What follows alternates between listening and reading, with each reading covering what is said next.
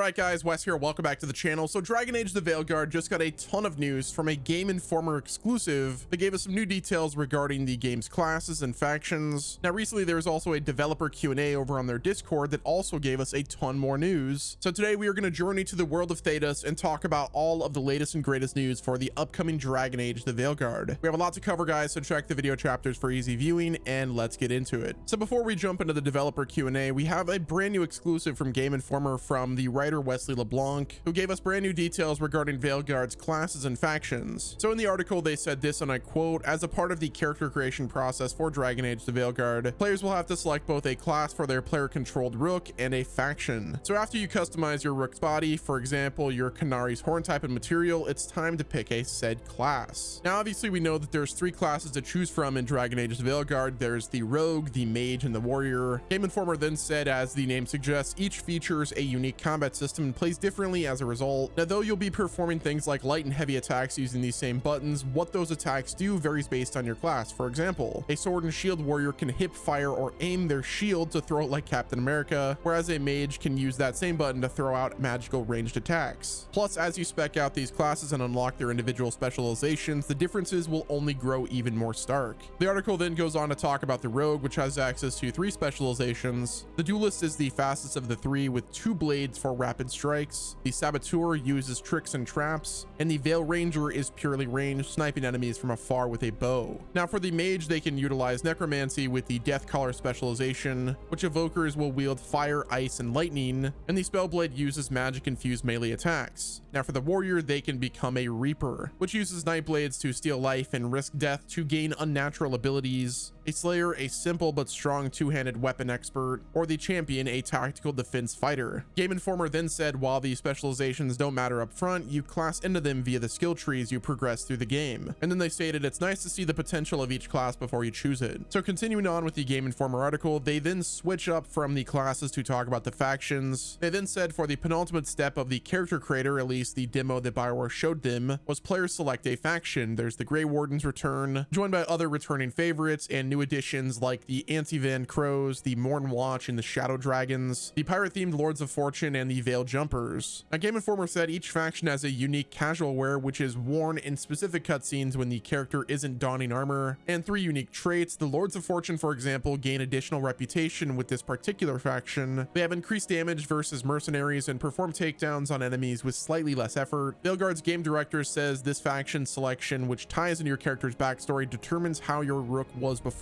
how they met Varric, and why they traveled with Varric instead of their faction, and more. According to the creative director John Epler, they said the message of the Veilguard is you're not saving the world on your own. You need your companions, but you also need these factions, these other groups in the world. You help them and they help you now. Epler then said BioWare wanted to avoid the trope of needing to gather 200 random resources or objects before helping you save the world. Instead, the team aimed to create factions that want to help you but have a realistic challenges and problems in front of them, so that narratively it makes sense why you help them in return for their help when the time comes. He continued by saying gameplay wise, each of our classes has a specialization and each of them is tied to a faction, but beyond that each faction has a companion as well as people we're calling agents who exist as the faces of these factions. We didn't want them to just say here's the Grey Wardens, go deal with them. We wanted characters within the faction who are sympathetic, who you could see and become the face of the faction, so that even if there are moments where the faction as a whole may be on the outs with you, these characters are still with you, they still have your back. And finally, to close up the Game Informer article, they said if you want to make changes to your character's physical appearance, you could do that with the Mirror of Transformation found in the main Veilguard hub, the Lighthouse. However, class, lineage, and identity are locked in and cannot be changed after you select them in the game's character creator. So recently there was a major Q&A that happened over in the BioWare Discord that gave us a ton of details regarding the game's story, the gameplay, the character creation, and more. So we're going to split up this Q&A in different sections. First, we have some details regarding the story. The question was asked, what year does Dragon Age The Veilguard take place? To which Brendan Holmes said 9 to 10 years from Dragon Age Inquisition and about 8 years from Trespasser. The question was then asked, will Dragon Age The Veilguard fill us in on events and information of the books and comics that are relevant to the game? To which the game director said, when relevant to the story, the right amount of information is given. There are also some references if you want to go deep. I'd still pick up the books and comics as they are wonderful. We're not assuming you've read them though. Is there a wide array of info about each faction? Is each faction painted in both a positive and negative light? To which John Epler said every faction is ultimately made up of people, some good, some bad, and some trying and and failing to do their best. So it's fair to say that different people in the world might have different perspectives on how the various factions fit in and what they're trying to do. Next up, in what capacity is the Inquisitor going to return? Can we expect something similar to Hawk's return in Dragon Age Inquisition? To which John Epler said, this is one you'll have to wait and see, as this is well into the spoiler territory, but more generally, as I said, the Inquisitor has been a part of the story all along, and it would be very strange for them to suddenly fall out of it. And then it was asked, will we see characters from previous games? To which Brendan Holmes said, you will definitely be seeing some familiar faces. And then it was asked, will we meet Maevaris Talani in the game? To which the game director said, there's a lot of great cameos in the game, but I'm not going to spoil anything. You'll have to wait and see who shows up. It was then asked, will we have to create our Inquisitor from scratch, or will appearance transfer over somehow? To which Brendan Holmes said, it's unfortunately been a long time. There's not really a good way for us to be able to do this, so a part of our character creator is you can recreate your Inquisitor character appearance. And then will there be Inquisition themed gear? As a faction, the Inquisition doesn't really feature prominently in the story. Your appearance options are more reflective of the factions and styles you'll encounter in Dragon Age The Veilguard. And then does Solace have the same voice actor from Dragon Age Inquisition? And yes, it does. It was then asked, how old are each of the companions? To which John Epler said, we're not going to get into specifics, but the companions cover a broad range of ages and experience. They're all pretty established in the world and in their expertise by the time you meet them, though. You're recruiting a team of experts after all. So moving on, we have some details from the Q&A regarding the character creator and Rook.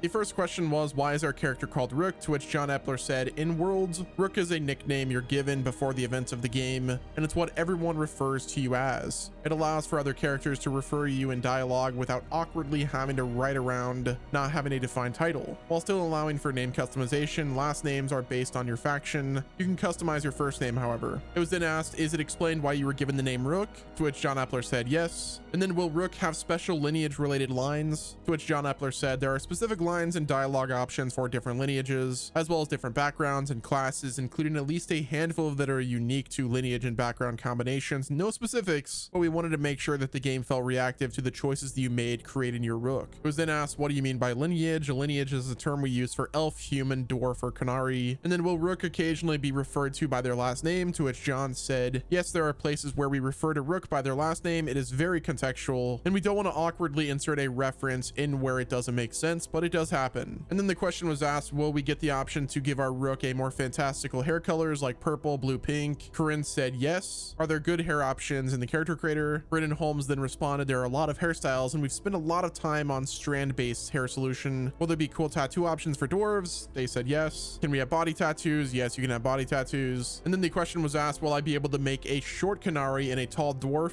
or are there limits to that? But yes, you can make a dwarf that is tall or a Qunari that is short relative to their lineage. Next up, there are no restrictions on lineage, faction, class combinations other than dwarves cannot be mages, right? Corinne said, correct. I've really been enjoying the different combinations. So any combo of lineage, class, and faction is possible. Brendan Holmes said dwarves can't use magic. Some exceptions may apply, so yes, almost any combination. For an elf Rook, could they either be a Dalish elf or a city elf? To which John Epler said, it'll depend on your background. As previously mentioned, certain lineages will have variations of that background that go into more detail where appropriate. And then will we be able to play as a human that doesn't come from a noble background? John Epler said, without getting into spoiler territory, Rook's a hero because they chose to be, not because they were chosen. Your choice of background fills in some of the details. You get opportunities to define it further, but some things we will leave up for you to fill in. Next up, during the Q&A, we got some huge news for the gameplay of Dragon Age The Veilguard. This section also talked about hardware details as well as accessibility. The first question was asked, do we have information on difficulty? To which the game director said 5 difficulty presets plus the ability to make a custom difficulty preset, adjusting things like timing and damage. Everyone should be able to find an experience that suits them. Difficulty selection or modification does not affect XP or progression rates. We just want you to play in the best and most comfortable way you select for yourself. It was then asked, what are the PC requirements? Which they haven't said that, but it'll be coming soon. There is DLSS support at launch, and there will be accessibility features like auto aiming. Will the HUD be configurable? For example, tinker with the opacity and size, make it fade over time. To which Brendan Holmes said, not everything, but there will be a bunch of different interface options. It was then asked, can companion AI be customized? To which the game director said, very different system this time around. In the skill trees, you can affect their behaviors like setting up for combos or auto healing. Each companion is a little different mechanically. Will there be convenient ways to swap companions while out in the field? To which Brendan Holmes said, in some instances, it doesn't make a lot of sense contextually, like when you're kind of locked in narratively. In other contexts, though, yes, there is a method of swapping your companions out if you'd like to adventure with someone else. There was then a question about the companion UI, and they said, yes, companion information will be visible on the HUD. Next up, it was asked, will we we be able to keybind spells